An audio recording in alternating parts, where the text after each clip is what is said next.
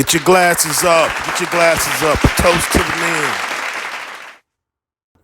Welcome to A Toast to the Man with your boy, SD Booker. Welcome. Today's topic, always give a man an out. Now, you may say, what does that mean? Always give a man an out.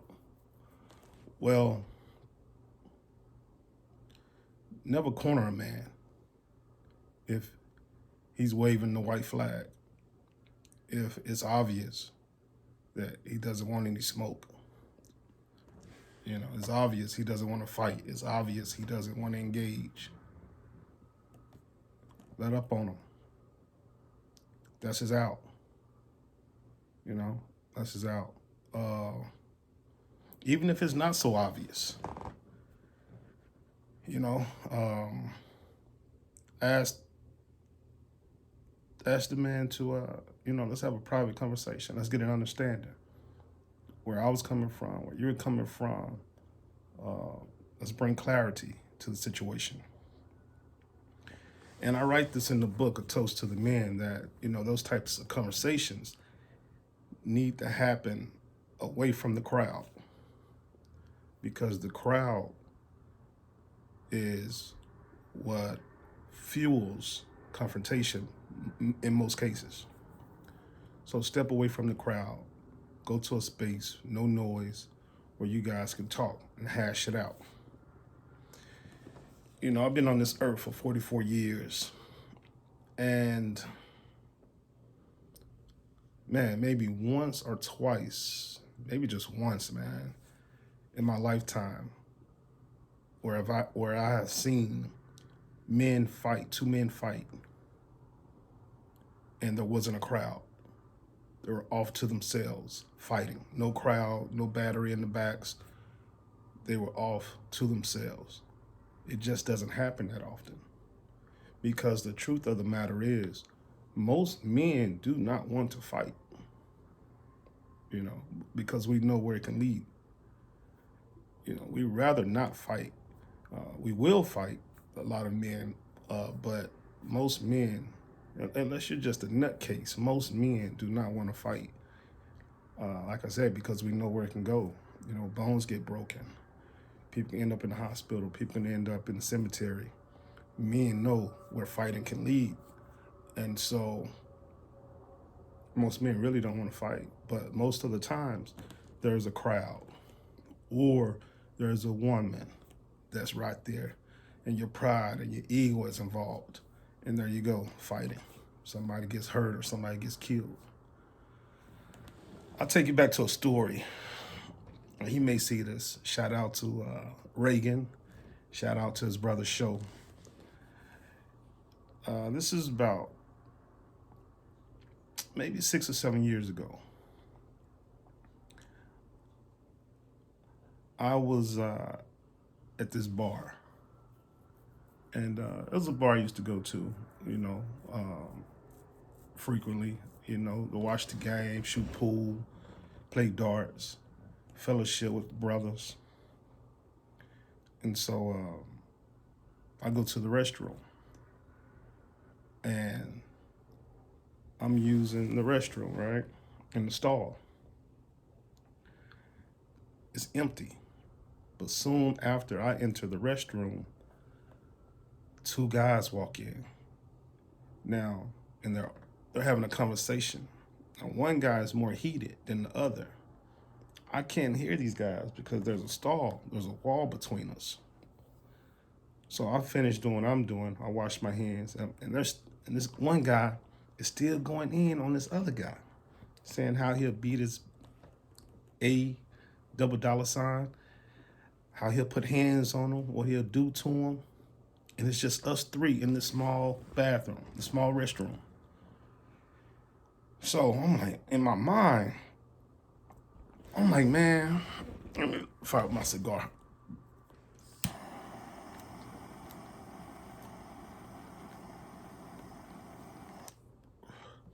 I wasn't gonna make a video. And so I did plan on smoking a cigar. But I was like, man, let me make a video. So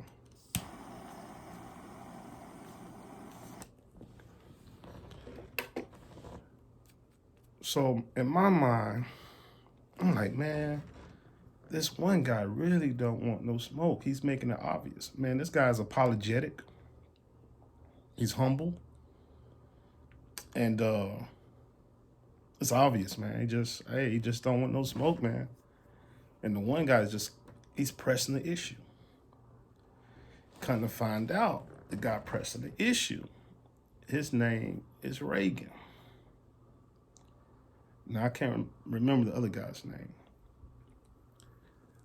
So I leave out the restaurant. And soon after, those two guys exit the restroom also. Now, by fate or just rare coincidence, I'm seated at the bar now on the other side of the restroom. Reagan, the one who's really pressing the issue, he sits next to me. I don't even know him at this time. And I tell him, I said, man, you're a bully. He's like, what? I said, yeah, man, you're a bully. I said, that guy, he didn't want no smoke, man. You kept pressing it. I said, man, you always got to give a man an out. Now, I came to him respectfully, but I still voiced my concern, my opinion. And I didn't even know this man. But it was just me and him, nobody around, nobody heard what I was saying to him. I wasn't being disrespectful, right? Balanced tone. And I wasn't trying to check him either. I was just coming to him like a man. And he goes on to say, well, nah, man, you don't know what happened in the parking lot. This dude did XYZ. He said XYZ. So I was trying to see what it was really about when we got in the restroom. I said, okay. I said, but man, that guy he bowed down, man. He didn't want it. So he's like, all right. So we ended the conversation. Now, I didn't know at the time, but I found out later that Reagan is Show's brother. Show is a friend of mine. I used to manage Show, tried to manage him. He's a comedian. You know, we might end up doing some things in the future as far as that's concerned. I think we really will. But I didn't know they were brothers. I didn't know Reagan's history, that he was nice with the hands. A hothead, loved to fight. I didn't know that. But I'm just, you know, I'm all right too. But I really wasn't on that, but I'm all right too. And I'm just saying, man, you know, you pressing a guy that really didn't want it, man. And so we end the conversation on a good note, you know, no hostility, no bitterness. And as I'm drinking and I'm looking at the bathroom door from across the bar, the other gentleman who was getting pressed comes out. Now he sits at a bar stool right by the bathroom, the restroom. He sits right there. And he immediately makes a phone call. Gets on the phone, makes a phone call. That was my cue to leave. Immediately when I saw that, I left. Got in my car, I left. Because I was like, man, for this dude to get handled like that, verbally assaulted and threatened like that, and he doesn't leave, he gets on the phone, something is about to happen. All right. So I left. I get a call the next day informing me that, hey man, Reagan and some guy are fighting by the restroom. So I guess Reagan went back over there and they mixed it up, man. And, you know, I don't know who won, who lost. It doesn't even matter. But they ended up mixing it up. And, but I was gone. About weeks later, Show crosses my path. And he's like, hey, man, my brother was asking me if I knew you. He was describing you. And he didn't know your name. He was asking if I knew you. And I was like, yeah, man, yeah. He was like, yeah, I know Book. Good dude, this and that. He said, man, this dude gonna tell me to always give a man an out. And Show was like, man, when he told me you told him that, he's like, man, that threw me off. He said, because we wasn't raised that way. He said, but man, with that philosophy you have, man, it can keep you alive. It can keep people alive. He said, man, it made me think. And I was like, man, you know, Book is right. We should give a man an out. Now, let me say this. I'm not against defending yourself, putting hands on a man if you have to, or if it comes to it, have to put him down. I'm not against that. But, you know, let's be wise. Let's have discernment. Let's not press the issue if it doesn't have to be pressed, right? So you never want to put yourself in an unbalanced position. Hey, man, stay balanced. When it comes your way, you can handle it. You know, if it's not about that, you can walk away. But stay in a position to be ready to love and ready to fight. That's a balanced position. You know, shout out to my boy, Immortal Minds. I was looking at one of his videos, and he said his grandmother told him, son,